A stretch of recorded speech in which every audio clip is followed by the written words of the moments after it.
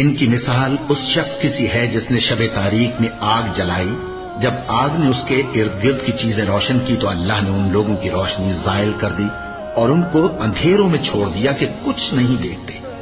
یہ بہرے ہیں، گونگے ہیں، اندھے ہیں کہ کسی طرح سیدھے رستے کی طرف لوٹ ہی نہیں سکتے۔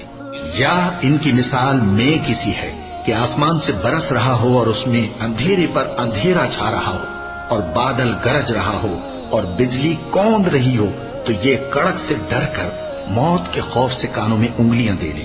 اور اللہ کافروں کو ہر طرف سے گھیرے ہوئے ہے، قریب ہے کہ بجلی کی چمک ان کی آنکھوں کی بصارت کو اچک لے جائے۔